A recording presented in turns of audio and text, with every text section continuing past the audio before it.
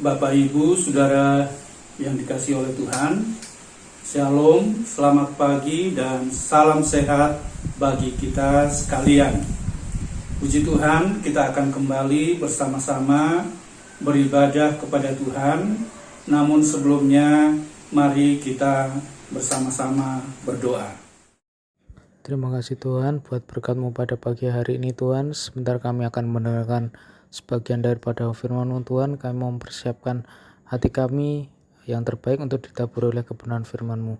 Terima kasih Tuhan, kami ucap syukur hanya di dalam nama Tuhan suka berdoa. Haleluya, amin. Pada pagi hari ini saya akan menyampaikan satu tema, yaitu perkenanan Tuhan.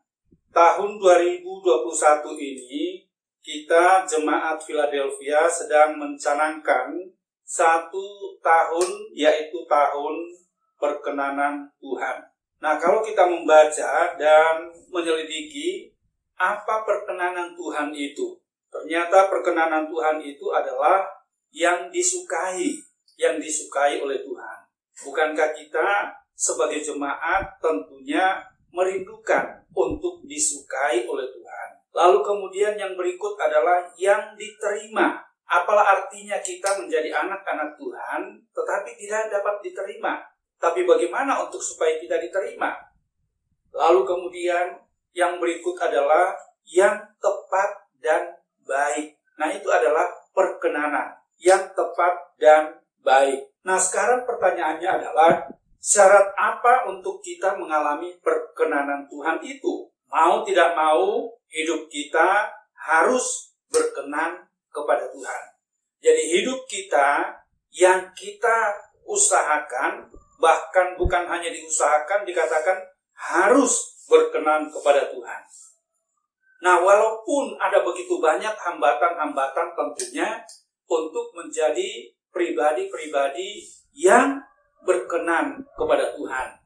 Tidak dapat dipungkiri, ada masalah-masalah yang sedang terjadi, yang itu merupakan sebuah hambatan untuk merintangi kita, yang pada akhirnya supaya kita tidak lagi menjadi orang-orang yang berkenan kepada Tuhan.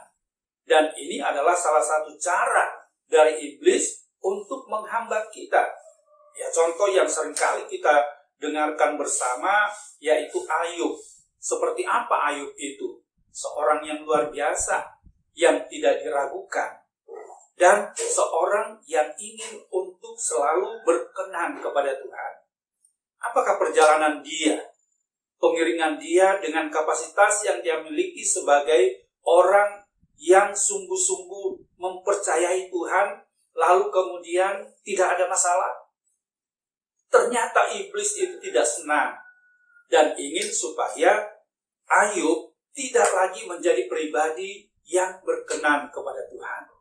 Tapi luar biasa, Ayub bisa terlepas dari semua masalah-masalah kehidupan yang dialami dengan membayar harga yang tentunya kita tahu semua bukan sesuatu yang mudah, ya, tetapi dia adalah sosok yang luar biasa yang telah teruji dan dia pribadi yang berkenan kepada Tuhan.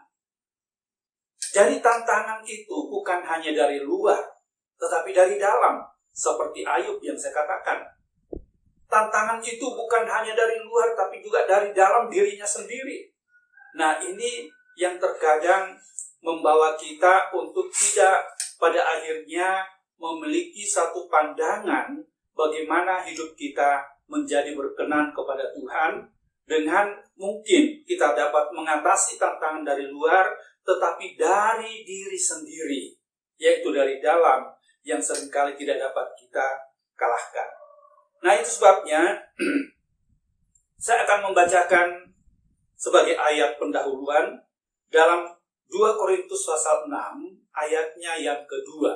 2 Korintus 6 ayat 2, demikian firman Tuhan. Sebab Allah berfirman, pada waktu aku berkenan, aku akan mendengarkan engkau. Dan pada hari aku menyelamatkan, aku akan menolong engkau. Sesungguhnya waktu ini adalah waktu perkenanan itu. Sesungguhnya hari ini adalah hari penyelamatan itu. Sangat jelas disampaikan oleh Rasul Paulus satu kerinduan dan sekaligus memberikan pengertian kepada jemaat yang ada, yang dilayani secara khusus untuk jemaat Korintus. Bahwa ketika perkenanan Tuhan itu ada pada setiap jemaat, maka dikatakan aku akan mendengarkan engkau. Ini luar biasa. Kenapa seringkali kita merasa bahwa Tuhan tidak dengarkan doa kita?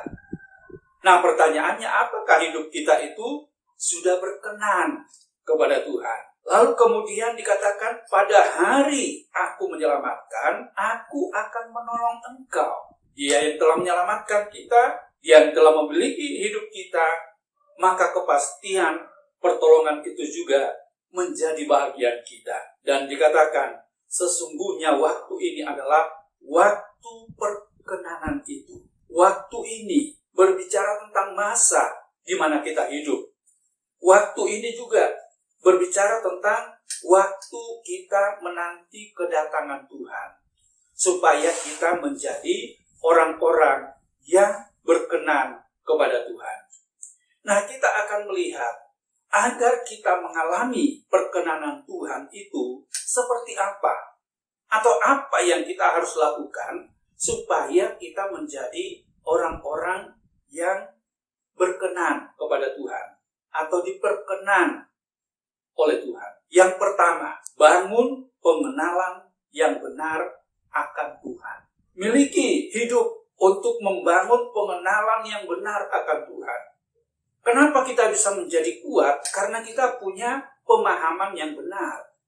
Kita punya satu pegangan yang kokoh.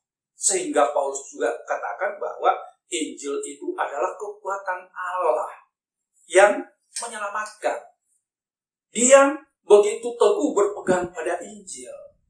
Sehingga untuk membangun pengenalan yang benar kepada Tuhan, Ibrani 11 ayat 6 yang juga sudah sangat terkenal bagi kita, dikatakan bahwa tanpa iman tidak mungkin orang berkenan kepada Allah. Sebab barang siapa berpaling kepada Allah, ia harus percaya bahwa Allah ada dan bahwa Allah memberi upah kepada orang yang sungguh-sungguh mencari Dia. Jadi pengenalan yang benar akan Tuhan itu akan terbangun melalui iman kepada Yesus Kristus. Dan kita tahu iman kita itu bisa dan tumbuh melalui kita mendengarkan firman yang didasarkan kepada firman. Nah, ketika seseorang tidak lagi mencintai firman, maka apakah dia bisa menjadi orang-orang yang punya pengenalan yang benar tentang Tuhan? Kalau tidak terbangun dari firman, pengenalan yang benar itu, maka akan membawa orang itu menduga-duga. Atau menurut pengalaman orang lain. Apa kata orang lain? Tetapi bukan dari dirinya sendiri. Dan kalau firman Tuhan katakan, tanpa iman tidak mungkin orang itu berkenan kepada Allah. Tidak mungkin. Nah, kalau kita punya iman, kita ini ada oleh karena Tuhan. Kita percaya, walaupun secara kasat mata kita tidak pernah melihat Tuhan itu dengan mata jasmani kita. Tapi dengan segala sesuatu yang Tuhan telah anugerahkan bagi kita, yang tentunya melalui firman Allah yang telah menunjukkan kepada kita untuk kita dapat memahami bahwa kita ada oleh karena Tuhan. Nafas kehidupan kita yang dianugerahkan oleh Tuhan. Jadi, saya tidak akan lebih jauh lagi bagaimana pengenalan yang benar itu dalam diri kita. Tetapi iman yang terbangun itu akan membawa kita kepada pengenalan yang benar. Iman yang terbangun dari firman Allah. Lalu kemudian percaya sungguh-sungguh bahwa Allah itu ada. Karena kalau tidak, untuk apa? Apakah kita hanya pikir bahwa Allah itu ada ketika kita ada di gereja, gedung gereja. Tetapi kalau kita menyadari karena pengenalan yang benar kepada Tuhan, dimanapun kita berada, Tuhan itu ada. Dia tidak pernah berubah. Dan kalau kita menyadari Tuhan itu ada, maka bagaimana sikap kita? Bahwa dimanapun kita berada, kita menjadi orang-orang yang mau untuk semakin mengenal Dia dengan tidak puas dengan apa yang kita sudah miliki. Yang kedua, yaitu ketika kita tetap tinggal dalam damai sejahtera. Tetap tinggal dalam damai sejahtera. Lalu kita akan berkata, bagaimana mungkin saya bisa hidup dalam damai sejahtera? Begitu banyak masalah, persoalan. Saya sudah membuka tadi dengan peristiwa Ayub. Sebenarnya tidak ada alasan untuk dia bisa punya damai sejahtera. Semua habis. Apa yang dimiliki habis. Bahkan anaknya juga. Istrinya juga tidak memberikan dukungan. Orang-orang terdekatnya pada meninggalkan. Sementara hidupnya juga dalam keadaan dikatakan sakit yang tidak tersembuhkan. Tidak ada alasan sebenarnya untuk dia tetap ada dalam damai sejahtera. Tapi bagaimanapun juga, perkenanan Tuhan bagi kita adalah ketika kita bisa tetap dan dimampukan untuk tetap tinggal dalam damai sejahtera. Kita kenal dalam Injil Lukas yang seringkali peristiwa-peristiwa Natal yang kita dapatkan berita itu dalam Lukas pasalnya yang kedua ayat 13 dan 14. Di sana dikatakan bahwa dan tiba-tiba tampaklah bersama-sama dengan malaikat itu sejumlah besar bala tentara surga yang memuji Allah, katanya, kemuliaan bagi Allah di tempat yang maha tinggi dan damai sejahtera di bumi di antara manusia yang berkenan kepadanya. Para gembala yang sedang menggembalakan kawanan ternak mereka, bahkan di tengah keadaan yang mencekam ketika itu. Tetapi kemudian mereka melihat satu peristiwa yang luar biasa, yang belum pernah terjadi dalam hidup mereka. Bagaimana dikatakan bahwa adanya malaikat dan bala tentara surga yang memuji Allah dan berkata kemuliaan bagi Allah di tempat yang maha tinggi dan damai sejahtera di bumi di antara manusia yang berkenan kepadanya. Nah, tinggal dalam damai sejahtera itu, orang yang berkenan kepada Tuhan ada damai sejahtera. Artinya bahwa ketika orang tidak punya damai sejahtera lagi, apakah kita masih tinggal di dalam Tuhan? Apakah kita masih orang yang berkenan kepada Tuhan? Dan saya katakan bahwa sekalipun menghadapi proses Tuhan dalam hidup ini, di mana kita menyadari kita sedang diproses, tetapi damai sejahtera itu tidak akan pernah hilang daripada kita. Kenapa demikian? Karena damai sejahtera yang Tuhan berikan tidak seperti damai sejahtera yang dari dunia ini. Damai sejahtera itu akan memampukan kita untuk dapat bersyukur melihat keberhasilan orang lain, sementara kita dalam proses mungkin. Bukankah ini sesuatu yang tidak mudah? Yang ada seringkali adalah orang iri kepada keberhasilan orang lain, lalu mencari-cari. Nah, ini bukan ciri orang yang berkenan kepada Tuhan. Dan bukan ciri orang yang memiliki damai sejahtera dalam hidupnya. Tetapi justru dia akan bersyukur dengan keberhasilan orang lain, sementara dia masih dalam prosesnya Tuhan.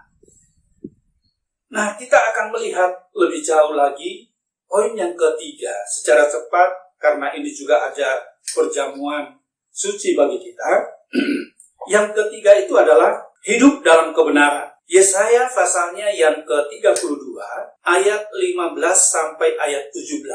Dia katakan begini, sampai dicurahkan kepada kita roh dari atas, maka padang gurun akan menjadi kebun buah-buahan, dan kebun buah-buahan itu akan dianggap hutan. Di padang gurun selalu akan berlaku keadilan, dan di kebun buah-buahan akan tetap ada kebenaran. Di mana ada kebenaran, di situ akan tumbuh damai sejahtera. Dan akibat kebenaran itu ialah ketenangan dan ketentraman untuk selama-lamanya. Nah, dari penjelasan ini kita melihat bahwa ketika kita sebagai orang yang percaya, sudah percaya kepada Tuhan, namun Roh Kudus itu belum masuk dalam hati kita, maka kita ini atau hati kita ini seperti padang gurun, padang gersang yang belum ditumbuhi hijau-hijauan yang menyenangkan, belum ditumbuhi oleh buah-buah yang diharapkan. Padang gurun yang tandus. Dan kalau padang gurun yang tandus itu sangat menakutkan, karena tidak ada kepastian. Tetapi begitu hati kita dipenuhi dengan Roh Kudus, maka padang gurun itu dikatakan berubah menjadi kebun buah-buahan yang mengeluarkan buah. Buah apa yang dikeluarkan ketika Roh Kudus itu ada di dalam hati kita? Kita kenal Galatia menjelaskan, kita akan mengeluarkan apa yang disebut dengan buah-buah roh. Ada buah-buah roh.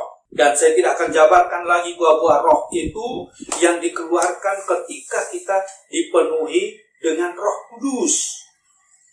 Roh Kudus akan membawa kita untuk mengeluarkan buah-buah tersebut. Berarti di sana ada pertumbuhan. Di sana dia akan mengeluarkan apa yang diharapkan. Kenapa? Roh Kudus ada di dalam diri kita.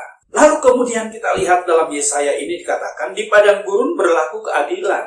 Nah, berbicara tentang di padang gurun berlaku keadilan, itu juga berbicara tentang ketika ada orang, contohnya, menampar kamu, maka untuk adilnya adalah balas dengan menampar. Ya, gigi ganti gigi, begitu kan? Itu yang terjadi. Itu dianggap adalah sesuatu yang adil. Karena kalau tidak kan tidak adil begitu. Itu yang terjadi di padang gurun. Jadi balas membalas. Istilahnya seperti itu. Bukankah itu yang dialami ketika kita masih dalam dunia ini? Artinya kita masih hidup dengan cara-cara dunia.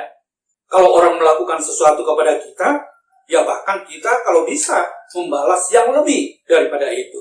Tetapi begitu kita dipenuhi oleh Roh Kudus, maka berlaku apa yang disebut dengan kebenaran yang sesuai dengan firman Allah. Di mana Yesus katakan, aku inilah jalan dan kebenaran.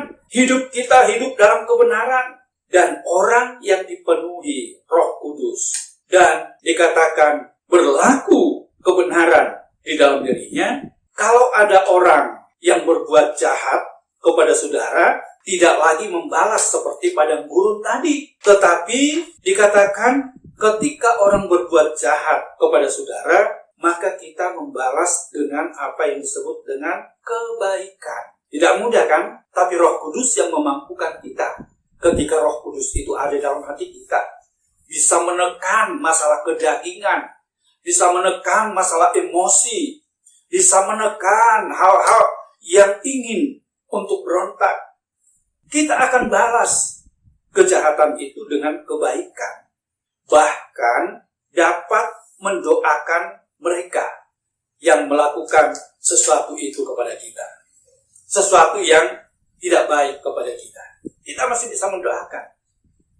Yesaya pasalnya yang ke-48, ayat 17 sampai ayat 19, dikatakan begini. Beginilah firman Tuhan penebusmu, yang maha kudus Allah Israel. Akulah Tuhan Allahmu, yang mengajar engkau tentang apa yang berfaedah, yang menuntun engkau di jalan yang harus kau tempuh. Sekiranya engkau memperhatikan perintah-perintahku maka damai sejahteramu akan seperti sungai yang tidak pernah kering, dan kebahagiaanmu akan terus melimpah seperti gelombang-gelombang laut yang tidak pernah berhenti. Maka keturunanmu akan seperti pasir, dan anak cucumu seperti kersik banyaknya. Nama mereka tidak akan dilenyapkan atau ditiadakan dari hadapan. Ini luar biasa. Damai sejahtera akan mengalir dan mengalir seperti sungai yang tidak pernah kering. Adakah kekeringan rohani bagi kita? Mari kita koreksi diri kita. Itu sebabnya setiap hari kita mohonkan, Roh Kudus penuhi hatiku. Penuhi hatiku. Kita perlu Roh Kudus. Karena Dia yang memampukan kita untuk dapat hidup dalam damai sejahteranya Tuhan. Dan menjadi orang yang berkenan kepada Tuhan. Yang terakhir, perkenanan Tuhan itu bagi kita adalah hidup yang menyembah. Matius pasal 2, juga peristiwa Natal yang sering kita dengarkan, ayat 1 dan ayat 2, pada waktu Tuhan Yesus lahir, maka dikatakan orang-orang Majus dari timur, orang-orang yang bijaksana, orang ilmuwan dari timur, datang dan mencari untuk menyembah, yaitu menyembah Yesus. Padahal Yesus ketika itu masih bayi. Tapi mereka dapat memahami, mengerti. Mereka datang dari jauh, dari jarak yang kita tidak tahu jaraknya seperti apa. Apalagi zaman itu, tidak seperti sekarang. Untuk bepergian saja begitu cepat dengan transportasi yang ada. Tapi masa-masa itu, mereka berjalan kaki. Entah berapa hari mereka harus tempuh. Hanya satu, yaitu menyembah kepada Yesus. Adakah hidup kita ini adalah hidup yang menyembah kepada Yesus? Menyembah kepada Yesus? Ataukah kita hanya merenungkan nasib kita? Orang yang menyembah kepada Yesus, menyembah kepada Tuhan, adalah orang yang berkenan kepada Tuhan. Orang yang menyembah kepada Tuhan adalah orang yang intim dengan Tuhan. Rasa haus untuk bisa bertemu. Dan tidak hanya bertemu begitu saja. Keintiman yang terbangun di sana. Bahkan kalau kita membaca orang Majus ini, bahkan mempersembahkan sesuatu yang terbaik kepada Yesus. Kenapa? Mereka seperti poin yang pertama tadi, punya pemahaman, punya pengenalan, saatnya lawatan Tuhan untuk bumi ini, untuk manusia, dan telah nyata melalui apa yang mereka pahami. Di sisi lain, Herodes yang jadi raja ketika itu justru tidak senang. Dia tidak senang. Bahkan juga dia memberikan pernyataan, kalau kalian sudah jumpa dengan bayi itu, datang kepadaku, supaya aku juga datang kepadanya untuk menyembah. Tetapi itu di mulutnya, bukan dari hati. Yang sebenarnya dia tidak ingin adanya persaingan seperti itu. Bahkan Tuhan yang luar biasa, Tuhan yang tahu dan juga memberitahukan kepada para Majus untuk melalui jalan yang lain, bukan kembali lagi kepada Herodes, yang Herodes ketika itu sudah merencanakan pembunuhan, tetapi dia dituntun oleh Tuhan ke jalan yang lain. Nah, kita lihat bagaimana penyelamatan Tuhan itu seperti ayat pertama kita tadi. Penolong yang menolong dan menyelamatkan. Itu sebabnya kesimpulan dari apa yang kita bisa sama-sama renungkan pada pagi hari ini adalah bila kita mau, dan tentu harapan kita semua adalah menjadi jemaat yang berkenan kepada Tuhan. Amin. Kita semua ingin berkenan kepada Tuhan. Maka yang pertama, milikilah pengenalan yang benar akan Tuhan. Yang kedua, Tetaplah tinggal dalam damai sejahtera, seberat apapun masalah yang sedang terjadi, dan hiduplah dalam kebenaran. Kemudian yang terakhir, hidup dalam menyembah Tuhan. Bangun keintiman kepada Tuhan. Itu adalah berbicara dari diri kita sendiri untuk punya kerinduan kepada Dia. Tuhan Yesus memberkati kita. Amin.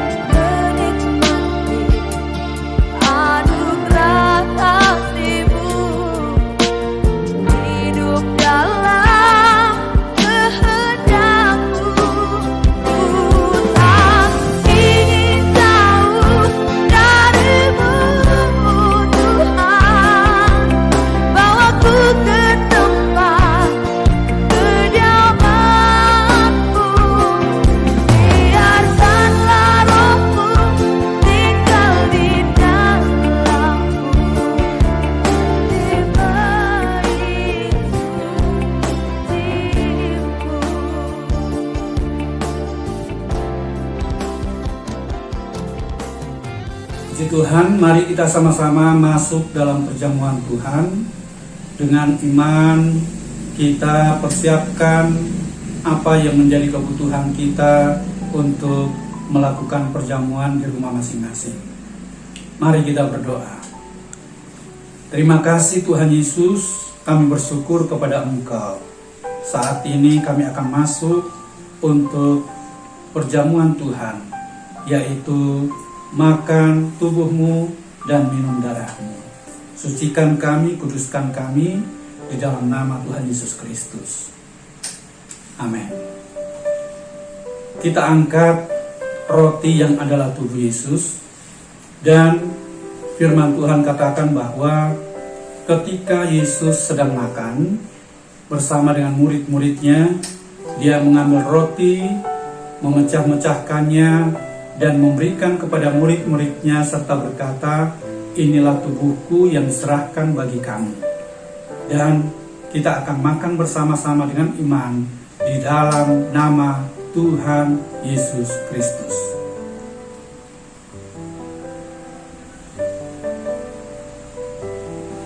Kita angkat cawan dan dengarkan firman Tuhan.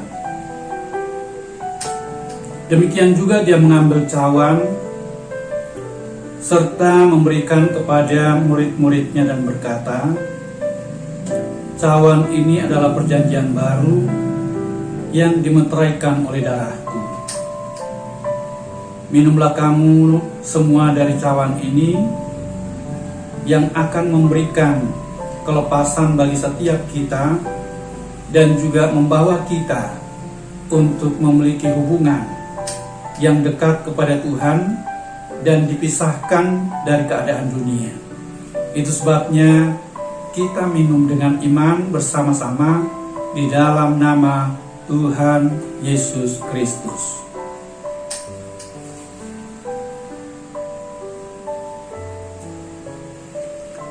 Haleluya.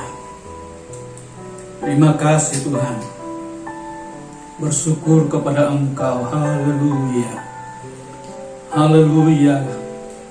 Kami rindu menjadi pribadi-pribadi yang berkenan kepada Tuhan. Masa-masa akhir ini ya Tuhan, masa-masa penantian bagi kami menjelang kedatangan-Mu kali yang kedua. Biar kami bukan menjadi orang-orang yang tertinggal bersama dunia ini, tapi kami menjadi orang-orang yang dikasihi Tuhan dan hidup bersama dengan Tuhan. Meteraikanlah setiap kebenaran firman yang hamba-Mu telah sampaikan kepada setiap jemaat-Mu yang mengikuti acara ini. Berkat Tuhan tercurah atas mereka, bahkan juga melalui perjamuan yang kudus ini, yang mengingatkan kami tentang kematian dan kebangkitan-Mu. Engkau telah melakukan segala-galanya untuk kami, sehingga jaminan kepastian itu ada dalam hidup kami di dalam Yesus Kristus. Terima kasih Tuhan. Berkati umat-Mu dalam usaha pekerjaan mereka, berkati kekuatan kesehatan mereka, berkati dalam pergumulan-pergumulan yang masih harus mereka gumuli bersama. Tuhan kiranya buka jalan bagi mereka semua, jemaat Philadelphia Sleman. Terima kasih Tuhan Yesus, terpujilah bagi Engkau kekal selama-lamanya. Di dalam nama Tuhan Yesus Kristus kami berdoa. Dan mari Bapa, kedangkanlah tangan-Mu, turunkanlah kiranya berkat-Mu atas jemaat-Mu, atas kami semua, dan kami menerima berkat yang melimpah, berkat dari Allah Bapa, Putra, dan Roh Kudus, yaitu berkat di dalam nama Tuhan Yesus Kristus. Haleluya, amin. Selamat pagi, Tuhan Yesus memberkati kita semua.